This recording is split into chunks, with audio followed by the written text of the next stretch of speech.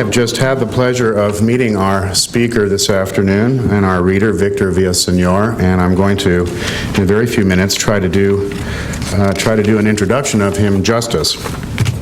Victor was born in the barrio of Carlsbad, California. He is a native to Southern California, although his parents were not, having been born in Mexico. And so much as was true in my own life as a young child, he didn't speak very much English. And in fact, when he entered the public school system at the age of 5, he spoke barely any English at all.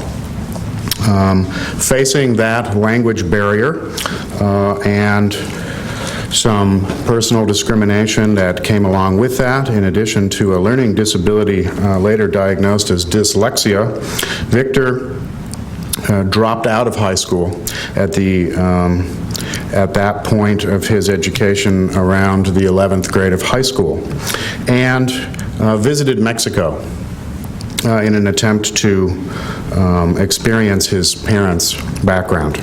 He found that a culturally enlightening visit, and at the same time took up reading James Joyce, and was very struck by Joyce's portrait of an artist as a young man. That reading in turn led him on a journey that eventually led to the publication of his first bestseller, The Reign of Gold.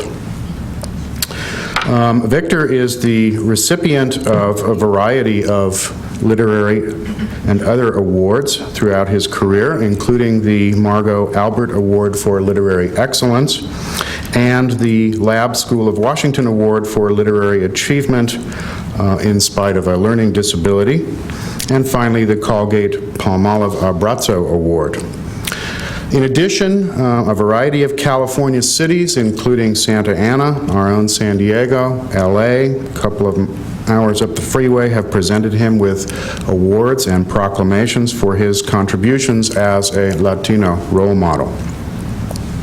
Victor's new memoir and the sequel to Reign of Gold, entitled 13 Senses, which you will have seen outside, has just been published by HarperCollins. And it is our pleasure this afternoon to welcome Victor for a presentation and a reading from 13 Senses. I give you Victor Villaseñor.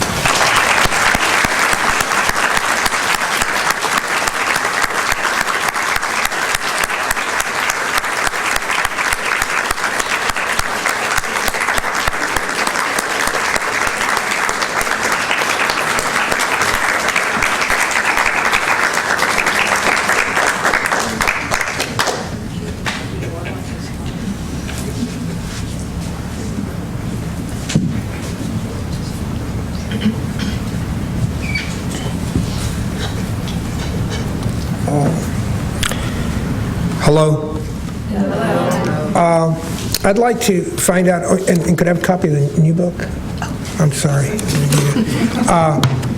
I'd like to ask a couple of questions to kind of get an idea of my audience.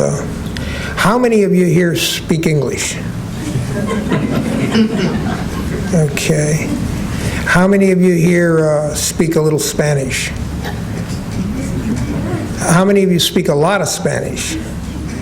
Okay, not too many. Okay. Ahora, how many of you have read Reign of Gold? Oh boy, a whole bunch. Okay. Okay.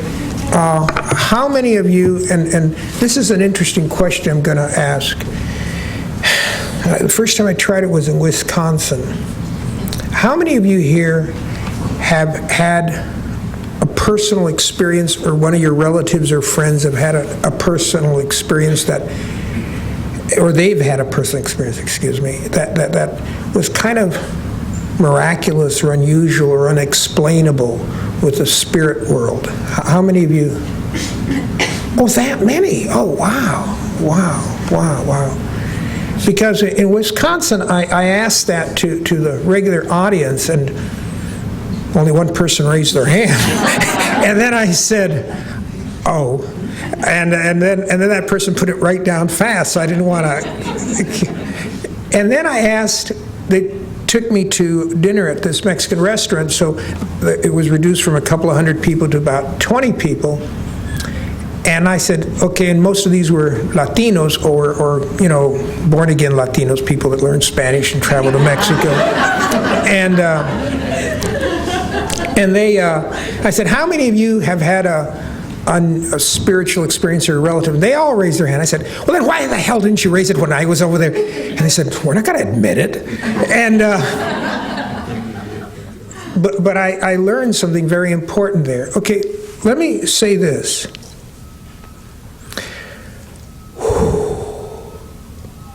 So many wonderful things are happening and have been happening to me and my family and people I know for about 7 years now, that it's like we're being visited by heaven, by God. And then we have this thing that happened on the 11th, and we say, wow, does that cancel everything?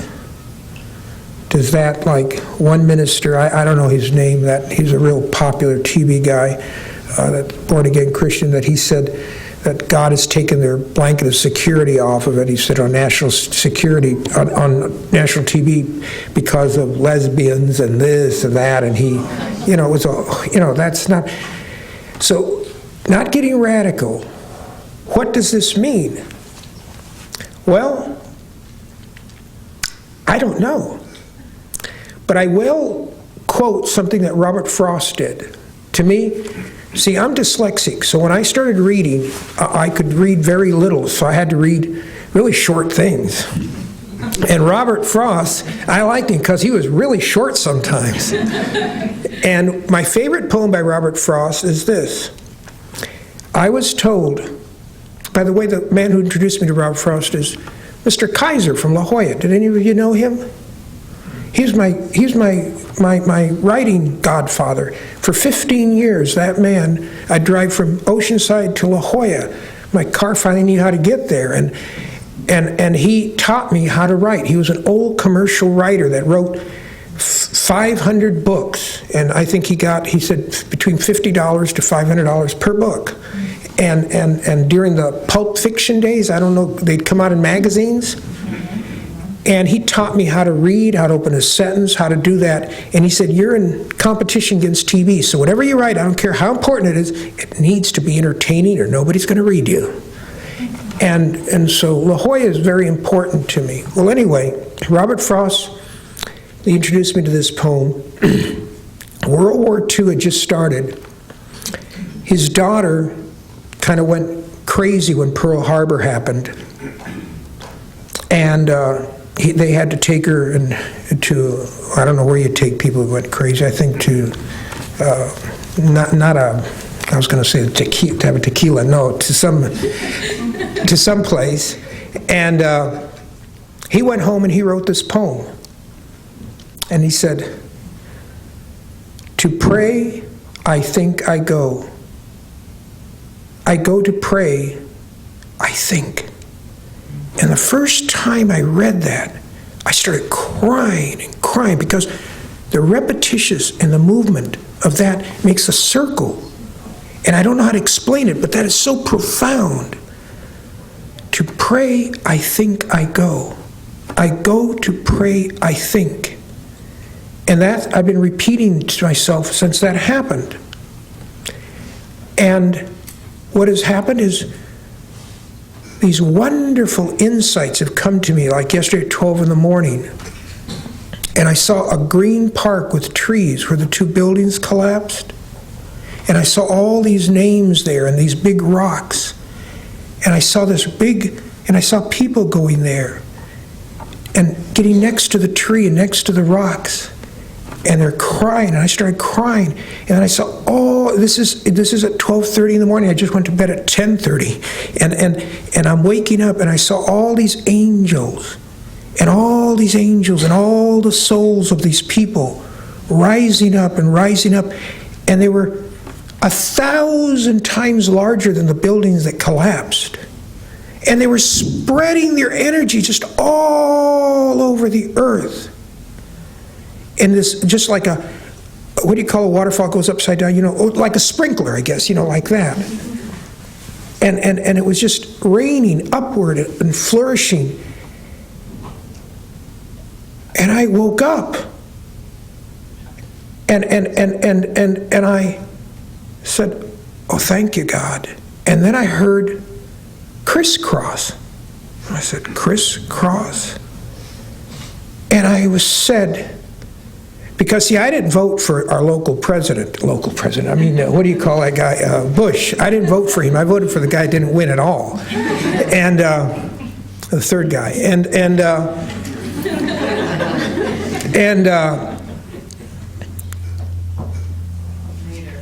Yeah, that guy.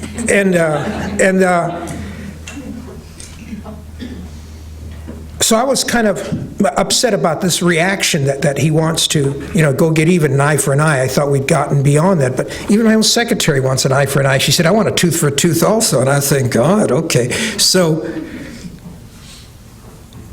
I saw crisscross, and this voice told me, only from a hawk-like stance can the dove come out. If he had not said, I will not make distinctions between the terrorists and the people that hoard him, not hoard him, what's the word? Yeah, that other word. They told me, my guides, that was brilliant. And after setting down that statement, as a hawk, the dove will come out.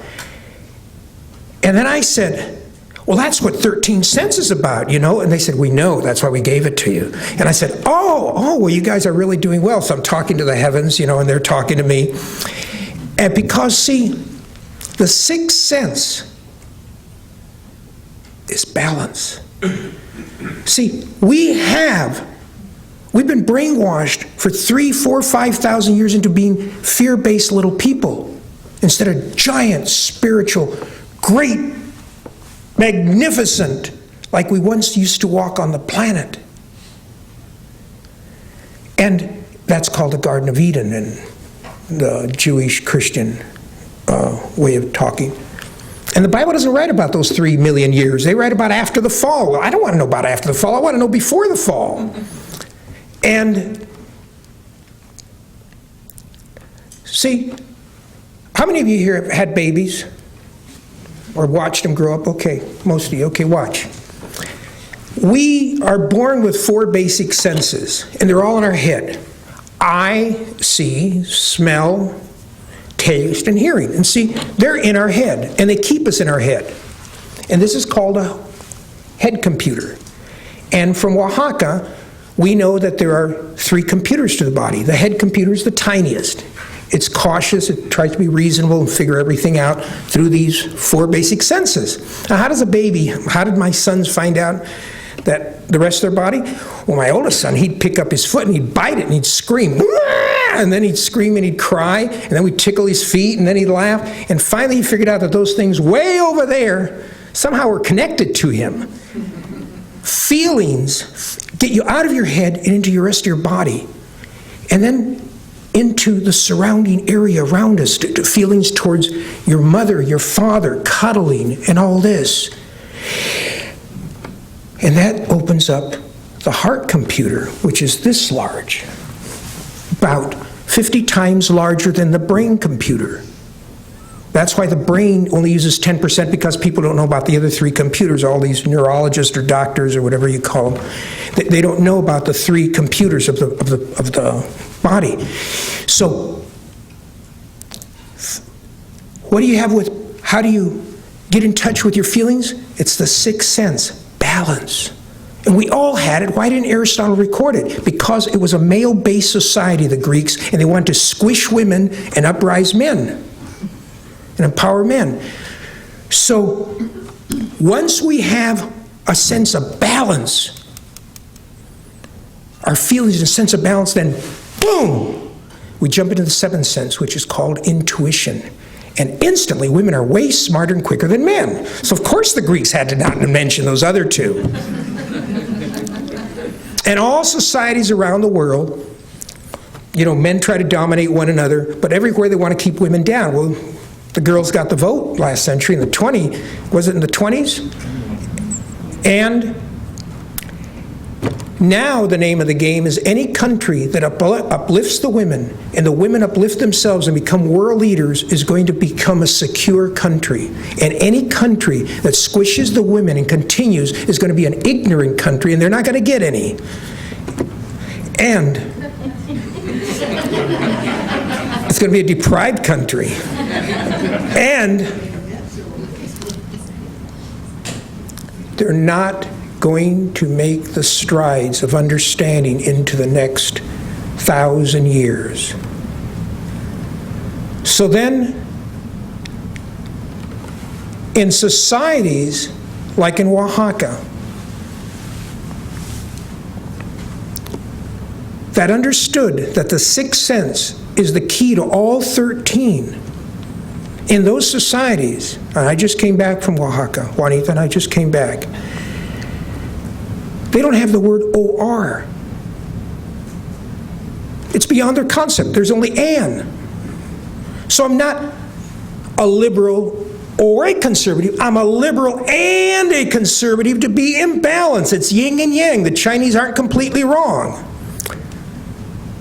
And it isn't that I'm for abortion or against it. I'm against it. And I'm for it depending on circumstances. Everything, so instead of pitting everybody against one another, suddenly you're forced to drop your opinions and start looking at one another as another human being, not as them people are against this issue, therefore they're no good.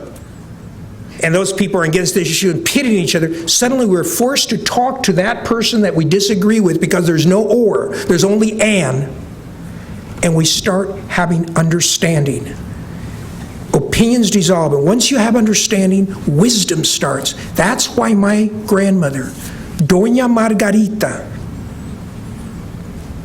when my father was born to her, in this book, it shows it, in this book, my father was born to my grandmother, Doña Margarita, when she was 50 years old. She was a short little Indian woman from Oaxaca. Her husband was a tall, blue-eyed Spaniard, very good-looking guy. And when he was born to her,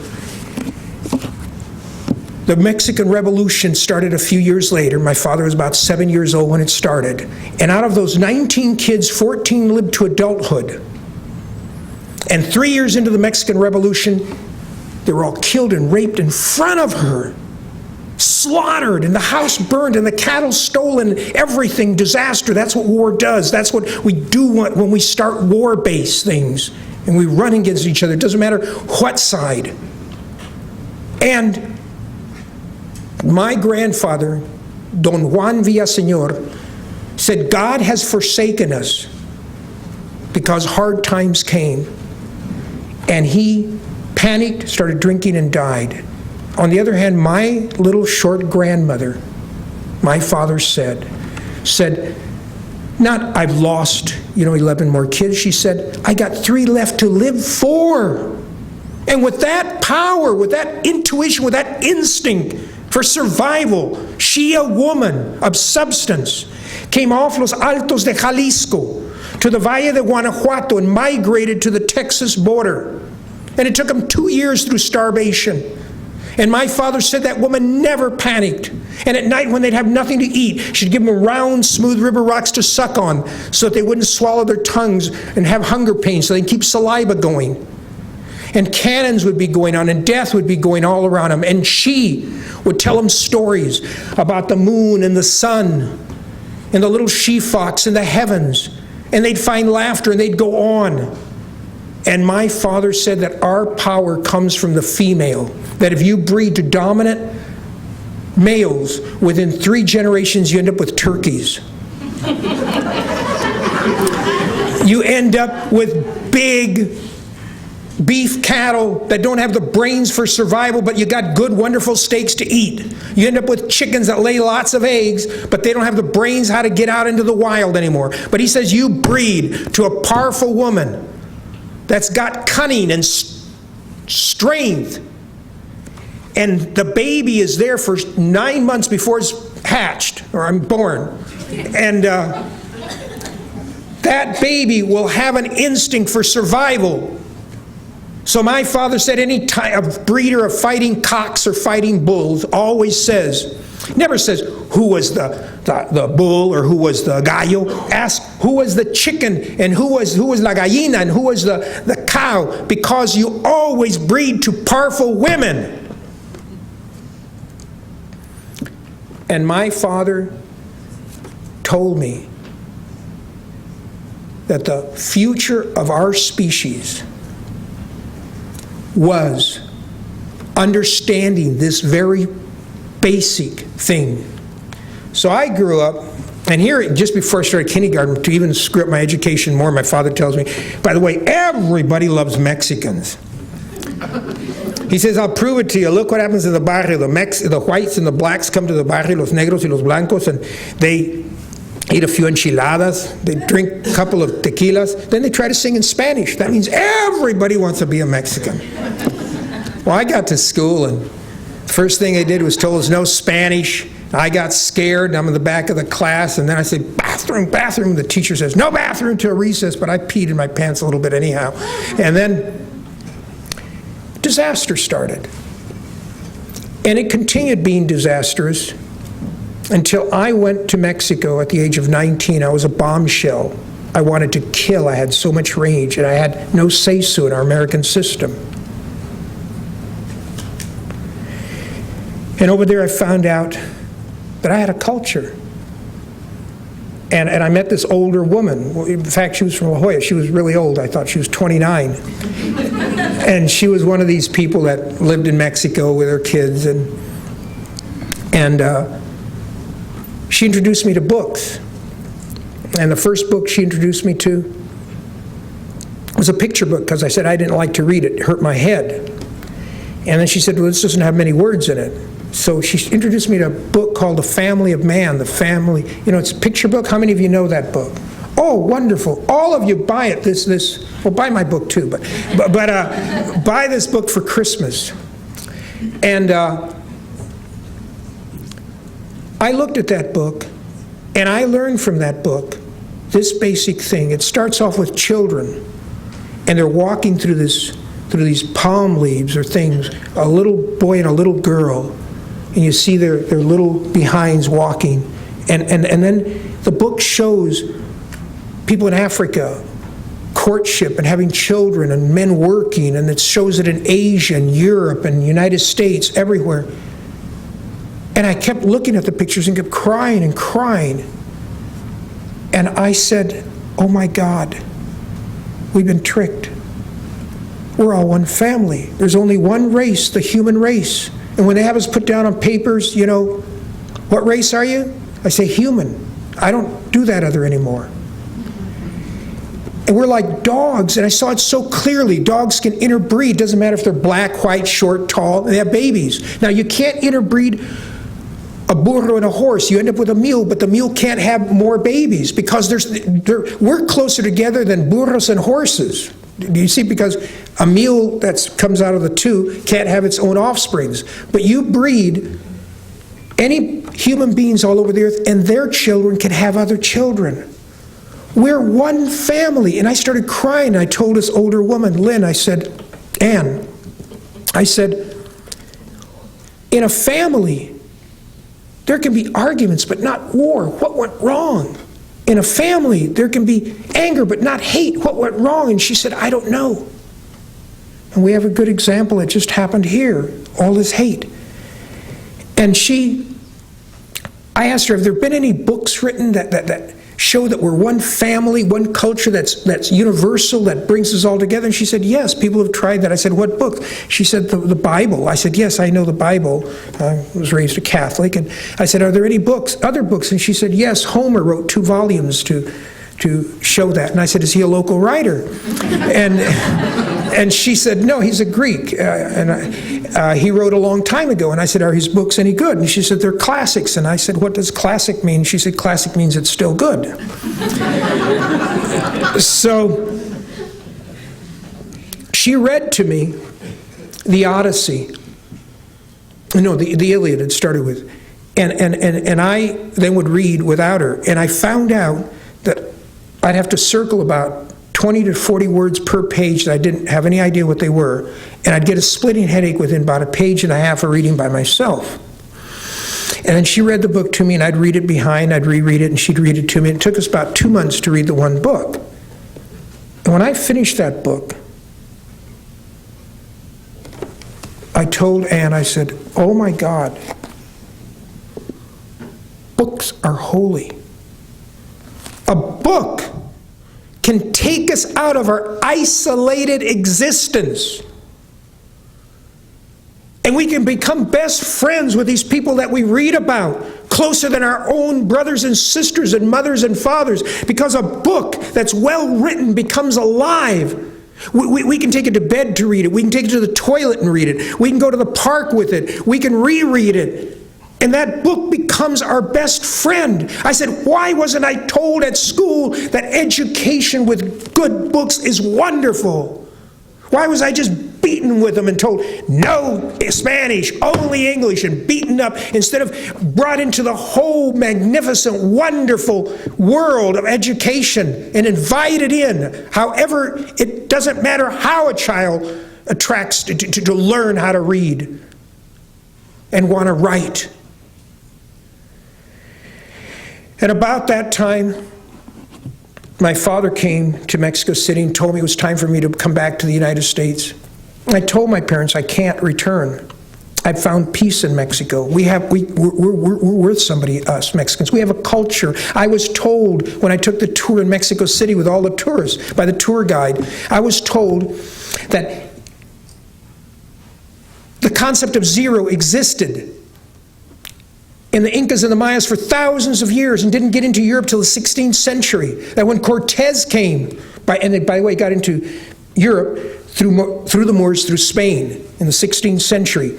And that, so they know so much more about the movements of the stars and the calendar. It should be 13 months, 28 days that coincide with a woman's cycle before artificial day. All women would have their periods every 28 days. They were a walking calendar.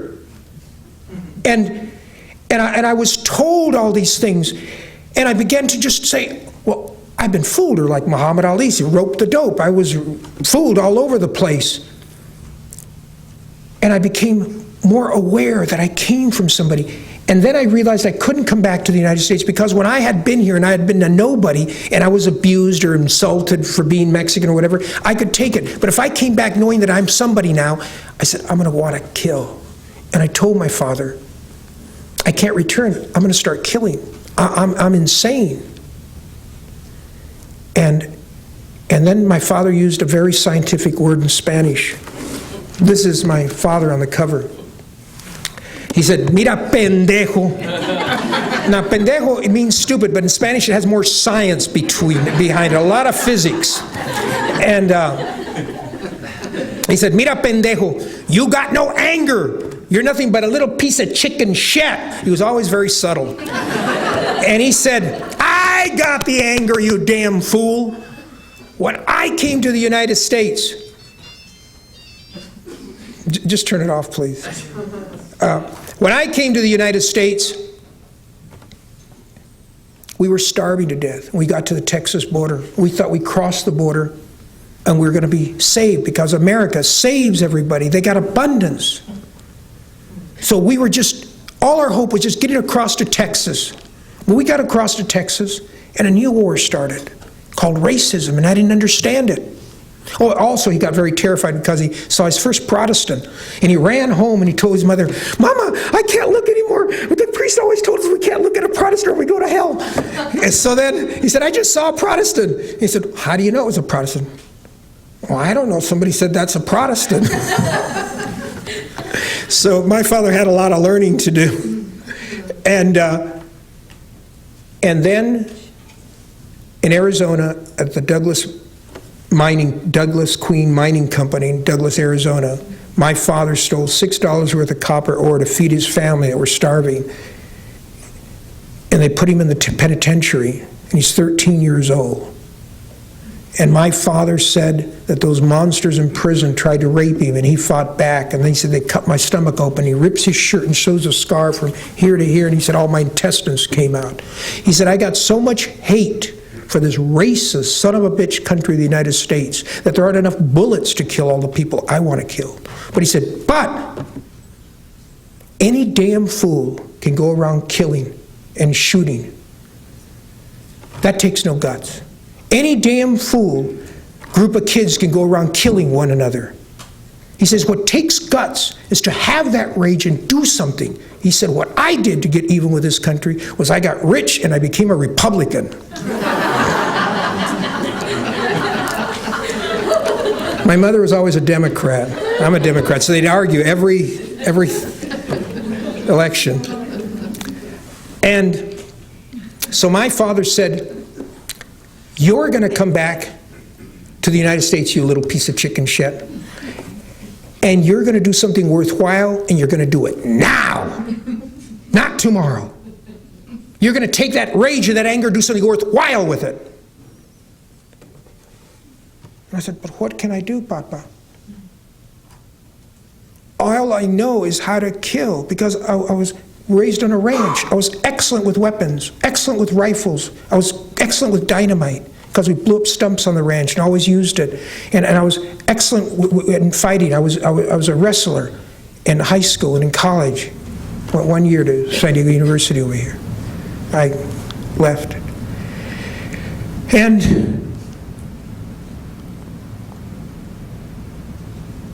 he said, that's called growing up. He said, there's no man, woman, or child that hasn't been raped or embarrassed or beaten. There's no group of people that haven't been beaten down by others. And when you finally realize that you have that hate and that rage, but you do something worthwhile with it, that's the day you grow up. So I came back with my father. We drove back, and we drove through Arizona. And we stopped at Turkey Flats. That's east north Arizona. It's a plateau, if you can see it on the map. And we're walking around, and my father said, yeah, this is where the camp was, from the penitentiary. And I'm walking along, and I hit something with my foot, and I said, what is that? So I get a stick, and I clean it in some metal thing. So this got a handle, so I pick it up, and he says, that's the metal box I told you about, that where they castrated the German and threw him in there, the big German. And I rocked, and I said, oh my God, all my father's stories are true. I mean, right here in the middle of the desert, we found the box. And then I realized all the stories my mother had told me about the rain of gold raining down were true. Because, see, I believed all these stories before I started school, but then I started school, they were beaten out of me, embarrassed out of me. And I began to see that I was the doubting Thomas of my own cultural heritage. And I began to say, well, maybe gold did rain down the mountain. And I hiked in later and I found out it did. Rain of Gold is a true, that's the name of the title. I even gave 2 cans of soup for some old records to the Indians up there, and they gave me the American records, and it was called La Lluvia de Oro. And I have it at home. And little by little, I found out that all the stories are true. The third book out of this trilogy, Wild Steps of Heaven, about roping a serpent, that's true. The snake man, not the snake man, the guy that studies snakeology or whatever at the zoo in San Diego, when I asked him, I said, can a snake stand up 8 feet and attack a man on horseback?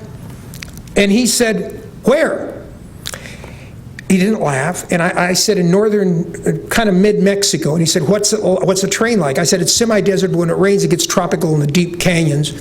He says, sure, that's a bushmaster. We're all the way up into southern Texas. And I said, how does a snake stand up 8 feet? And he says, well, they stand up half their length. He said, I've seen a 14-footer, so it could stand up 7 feet. So a 16-footer, I've never seen one that big, or never heard one recorded, but I'm sure they exist, could stand up 8 feet. And I said, would it attack a man on horseback? He said, absolutely. They were fearless. They had no fear. They would attack at trains. That's why they were so easy to kill. And I said, and would they eat little kids and women and children, little kids and pigs, and terrorize villages? He said, absolutely. And I said, oh my God, so my father's story of my grandfather is true. It's not that just the St. George English guy that killed a dragon. And I began to realize that I had to write these stories down, because the power of any society, the power of the Jews, they go all over the world, they're persecuted and beaten up and blamed for things, but they always come through. It's because they have a Bible that roots them to the creation and uplifts them, their hearts and souls, in bad times and in good times. And they have kept this tradition.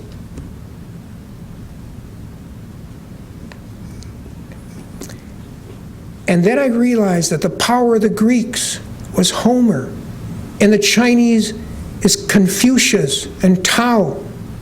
And we all need our books, and we all need our literature to help us arise, and so that other people that are outside of our culture can read us and say, oh, they have merit. If my book had existed when I started school, the little kid Howard that I wanted to play with, and his mother said, no, you can't play with him, he's a Mexican. Mexicans are bad people. And I said, oh, I didn't know, I'm sorry. If this book had existed, Howard's mother, they were from Boston, it was hard to understand him, I thought he was a foreigner. And if this book had existed, she would have read it, because it got a great review in the New York Times and in the Boston paper. And when she would have got here, she would have said, yeah, if you meet any little Mexican kids, invite them over to the house. They're good people. Literature, books, libraries have the chance of taking us out of our stereotypes. And we can live with the other people and get to know them and realize that all over the earth, terrible things are done, terrorist acts are done. And yet, all people are good people in every nation, in every country, and finger pointing to any group doesn't help us. It just keeps us in ignorance. We're all good people all over the earth, and there's only one race, the human race. And collectively, we're going to go past this that happened to us to another level of cooperation and understanding on our symphony for world peace and harmony. Thank you very much.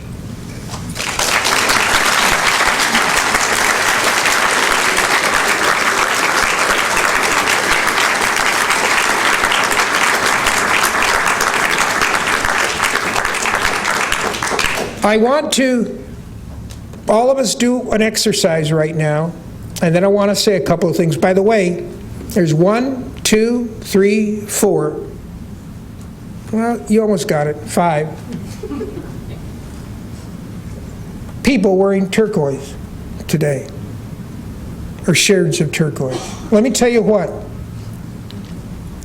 Well, I'll tell you the whole thing right now. Navajos wear turquoise jewelry. Turquoise, every color has certain vibrations, and turquoise is a healing color. This is a color to wear after a great tragedy. It heals, it brings in vibrations and gives them. It's a wonderful, it comes of the sea. A combination of the sea and the sky are two biggest things. Blue and green together make turquoise, and it's a healing color. I'm deliberately wearing this to bring healing, not just to the United States, but to this whole globe, and including everyone in the healing, including the people that did it, or their relatives. There were individuals that did it. The whole country didn't do it. This isn't World War II in Japan. We're in another stage of our development. I want you to know that a friend of mine just went to Israel. He's a Chicano. There were about 24 of them to learn how to coordinate, to organize, to learn how to organize politically. politics and money. And they went over there. And one of the courses they took in the last week is called, I don't know how to say the word, the mystical book behind the Bible is called a Kabbalah or something like that. Does anybody know how to say it? What is it? Kabbalah? That's kind of nice. Kabbalah. Anyway, he had just finished reading 13 Senses. And he said, have you ever read the Kabbalah? And I said, no. He said, has anybody told you about it? I said, no. He said, do you realize that the Kabbalah overlaps 80-90% with your book, but your book goes much further than what we were studying? I said, no, I don't know anything about that. I said, I know the Jews at one time were Mexicans, and then they got lost. But when all the land masses were together, the Gulf of Mexico, all of Europe was in the Gulf of Mexico, and all this, the center of the world was Mexico. So at one time, all people were Mexicans, and they got lost and went different directions. And so in the longer thing, my father was right. So anyway, he told me that in the Kabbalah it shows that every letter has a number, and that number is vibrations. And those vibrations are musical. And that's why originally, is Hebrew the original language of the Jews? Is it, or is there one before that? No, Hebrew is the original language. Oh, okay, thank you. We don't really know what it sounded like. Okay, well, that it was, they were telling him in Israel that it was sung, and it had vibrations. And I said, well, of course, all languages immediately, because the eighth sense is, and this is what I'm going to give you, and I'm not going to give you more than the eighth sense. We have the head with 4. We move out of the head to the soul computer with feelings, balance, and intuition. Suddenly we know everything much faster than the brain. Now, how do you move out of the brain computer into the soul computer? The Jews knew how. They took it from Oaxaca. They remembered. You go into the eighth sense, and the eighth sense is a sense of music. We all have it. We just relax our asses, wiggle a little bit, open up our hearts, and we all sing. We have a sense of music. The sense of music. What does music mean? Music means vibrations.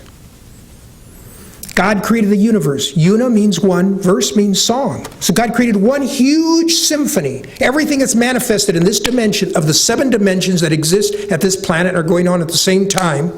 In this dimension, anything that's manifested here, a rock is rocking. Trees are treeing. Human life is moving. We're not much different than a goat. We're the same vibrations. We just think we're different. And when you get into that state and you close your eyes, you can hear the symphony of the stars and the earth and the trees, and you realize that we are all interconnected, that in this body, in every human body, there's more empty space than hard matter. And that's true without the universe. When you look out at the stars and you see all those planets and all that, that's a reflection of us. We are interconnected, and everything is alive and moving. And I've gotten into that state. When I wrote 13 Senses, I went insane to get from this book to this book. I went insane. It happened when I met this Navajo that gave me all these concepts in Tennessee. Harry Walters, a principal out of Gallup. He said that he gave me these concepts. The Navajos don't have a concept of a noun. Everything is a verb. They don't have a concept of time existing, or it's relative to what you're talking about. There's corn time. Everything is circular.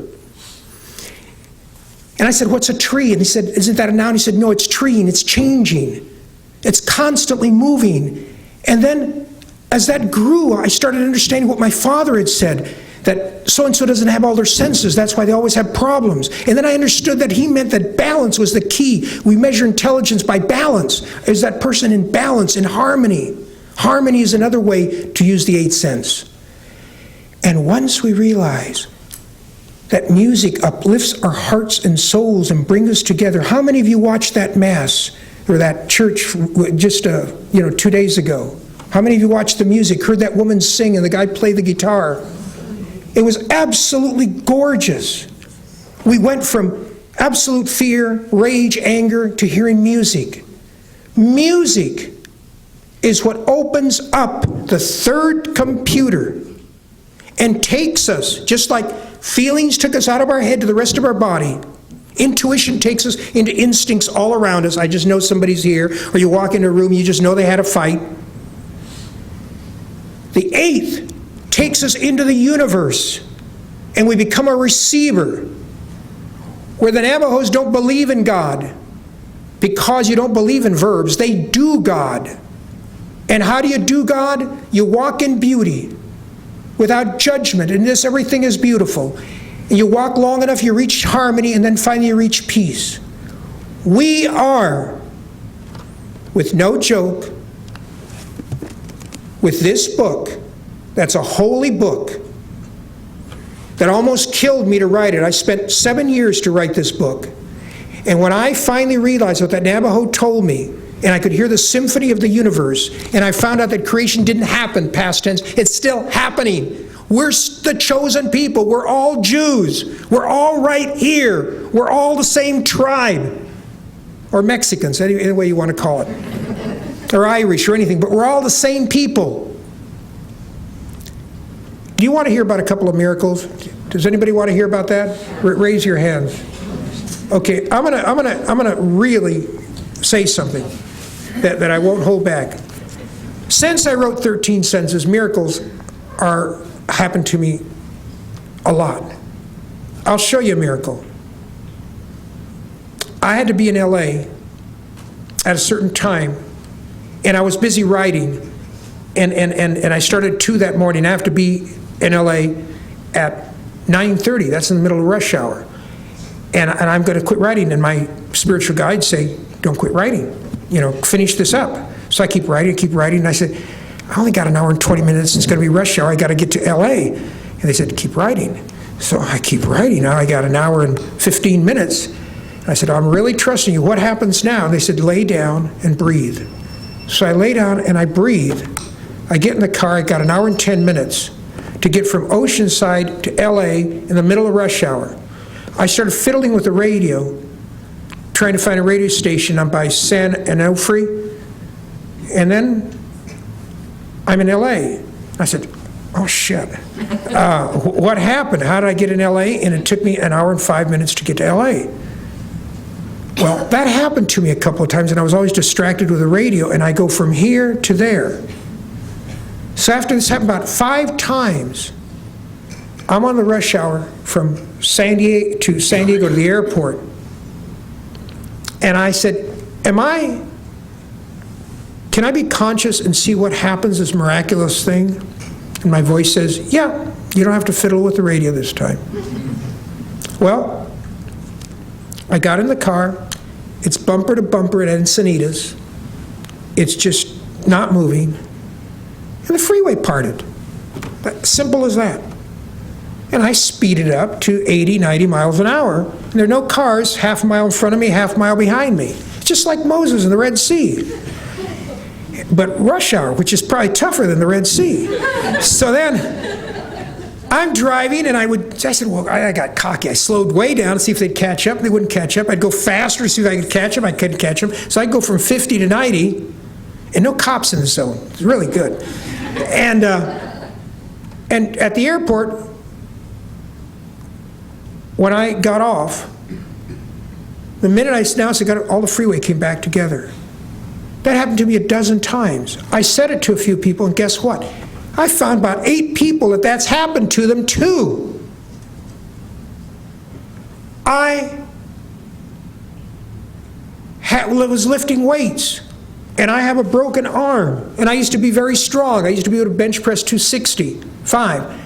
And I can't do much weight anymore because of my shoulder and motorcycle accident. Well, I didn't pay attention how much weight was on, and I did reps with this weight, And I put it down, and I looked at it, and I said, just wait, that's a lot of weight, I think. I saw the big bars there. Somebody had switched them. My sons had put bigger things. And it was 185, 190 pounds. I said, I can only do 110. I said, God, I didn't know what it was. I said, how is that possible?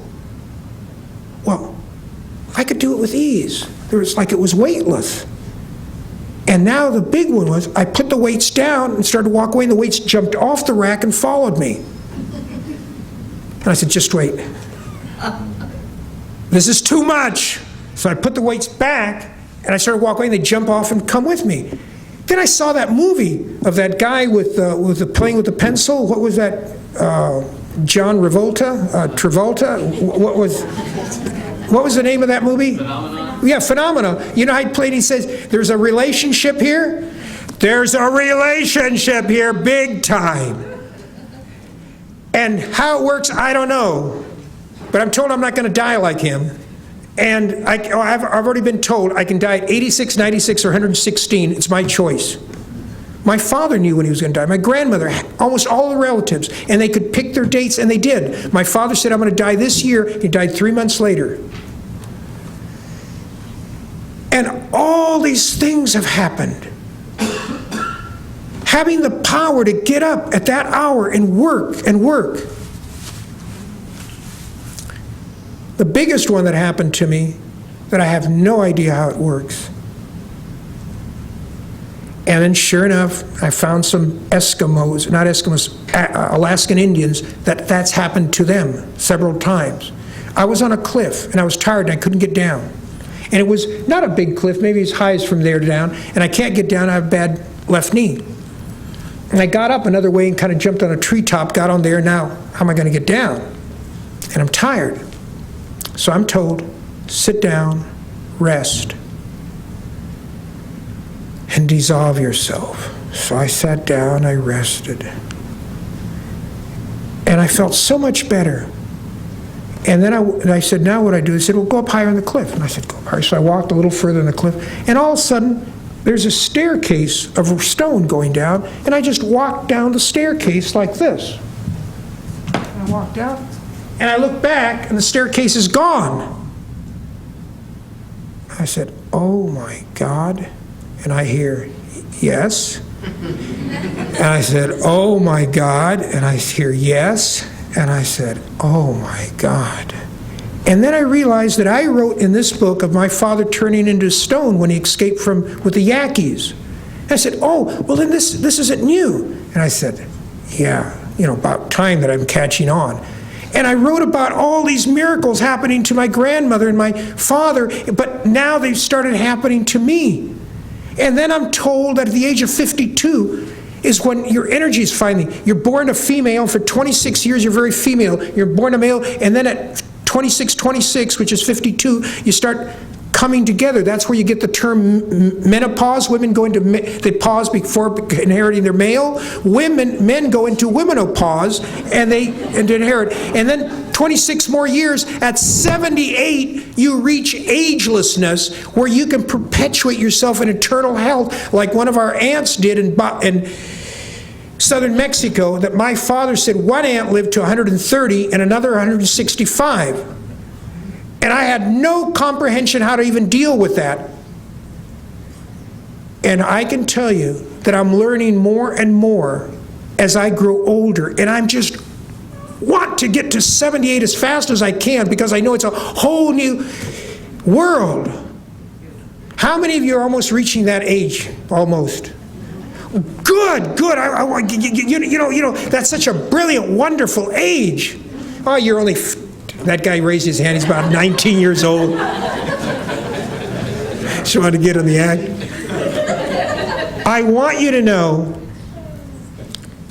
that I was on a plane going to India, and the man sat next to me, a great big guy, and I started talking to him about 13 senses and other things last year, and he said, oh, you need to read this book, and it's called The Dream Society, where imagination is the future, written by a woman in Norway.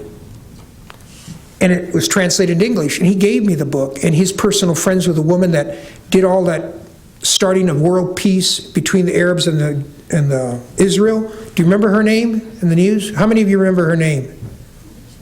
Nobody remembers. Then Clinton and everything took it away from her, and they started the negotiations. She's the one that started the whole thing. For 2 years, she was talking to them. How many of you remember that a little bit? They call it the Oslo Accords, right? It's a woman. Yeah. But they name it after a city in Norway. That's all I've heard. Okay, well, anyway. What is her name? I don't know. I have his name that gave me the book. I'm going to call him up in Norway tomorrow and find her name. Anyway, she said that this woman wrote a book that shows that the future is not brain power, it's the availability of imagination. And it's called Our Dream Societies Are Going to Start Coming True. And do you know who said that here in the United States? Einstein. He said the same thing, that the most important thing we have is our imagination. Well, I can tell you that with the 13 senses, I'm finally out of the box. Where fish can't see water when they're trapped, well, so are we with 5 senses and with only 1 language. It's only when we learn more languages and we take in all 13 senses that we become geniuses of ourselves. Anyhow, I wanted to share that with you. Thank you very much. I'm kind of pooped.